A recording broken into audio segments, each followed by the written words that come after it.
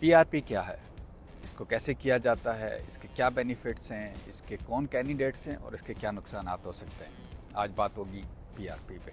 अस्सलाम वालेकुम, मैं हूं doctor Jawad Jahangir, cosmetic and hair transplant surgeon, member American board of hair restoration surgery.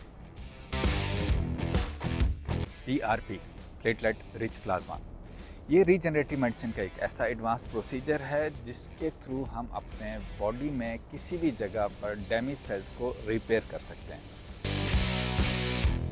PRP inject करने से वहाँ पे होता क्या है और ये कैसे काम करती है।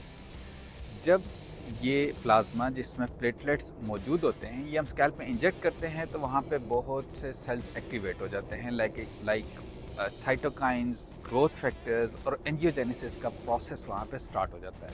यानी कि डैमेज सेल्स वहाँ पे अब रिपेयर होंगे और वहाँ पे न्यू सेल्स ग्रो करेंगे।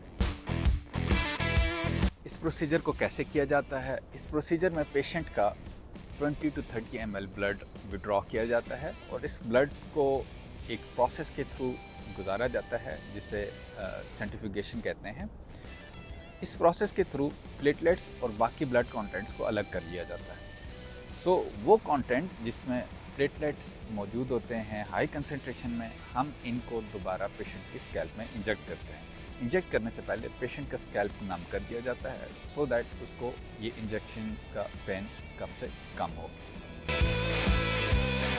पीआरपी के कितने सेशंस होते हैं और इसके लिए क्या गैप होता है इनके दरमियान, इस हवाले से हर क्लिनिक और हर डॉक्टर का अपना प्रोटोकॉल है। हमारी क्लिनिक पे हम पेशेंट को रेकमेंड करते हैं कि वो 2 से 3 हफ्ते के गैप के साथ 4 से 5 सेशंस इनिशियली ले ताकि उसका हेयर लॉस अच्छी तरह कंट्रोल कर लिया जाए। इसके बाद मेंटेनेंस बेसिस पे क्वार्टरली 3 to 4 मंथ्स के बाद वो अपना एक आध सेशन लेता रहे। 2 से 3 सेशन के बाद पेशेंट को अपनी हेयर लॉस वाली कंडीशन पे खातिर खा इम्प्रूवमेंट नज़र आना शुरू हो जाती है और इनिशियली उसका हेयर लॉस कम होता है और देन उसके जो हेयर्स हैं वो थिक होना शुरू हो जाते हैं और एक अच्छी हेल्थ अचीव करना शुरू कर देते हैं।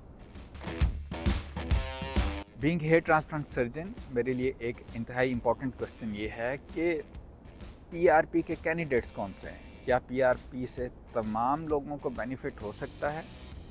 ऐसा नहीं है।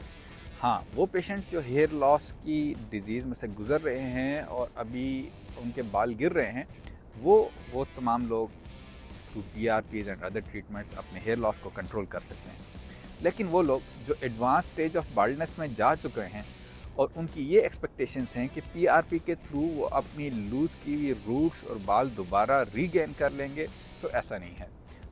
अगर एक patient advance stage of baldness यानी कि ग्रेड 4 में है और वो ये समझ रहा है कि थ्रू पीआरपी उसका जो बाल्ड पोर्शन है वहाँ पे दोबारा रूट्स ग्रो कर जाएंगी और वहाँ पे बाल दोबारा आ जाएंगे, ये एक गलत एक्सपेक्टेशंस है and it's very less likely कि वो अपने बाल जो है वो दोबारा वहाँ पे ग्रो कर पाएगा। इन पेशेंट्स को जो एडवांस स्टेज ऑफ बाल्डनेस में हैं, इनको थ्रू हेयर ट्रांसप्लांट प्लस पीआरपीज अपनी स्टेज रिवर्स करनी पड़ेगी। पीआरपी के कुछ साइड इफ़ेक्ट्स भी हैं। ये एक रूटीन का कॉमन प्रोसीजर है जिसमें यूजुअली हम कोई साइड इफ़ेक्ट नहीं देखते और इसको सेफली तमाम पेशेंट्स में करते हैं।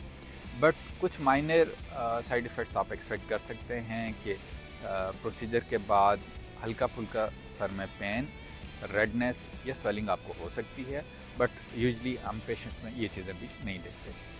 और ना ही इस प्रोसीजर के बाद कोई एज सच डाउन टाइम है कि जिसमें आपको रेस्ट करना कंपल्सरी है। This is just a walk in procedure. आप आएँ, अपना प्रोसीजर करवाने के बाद इमीडिएटली आप अपनी रूटीन को रिज्यूम कर सकते हैं। आप अपना ऑफिस वर्क और बाकी अपनी घरेलू मसरूफियात में दोबारा इन्वॉल्व हो सकते हैं। हेयर लॉस और बाल्डनेस से रिलेटेड मज़ीद मालूमात जानने के लिए हमें यूट्यूब पर फॉलो करते रहिए।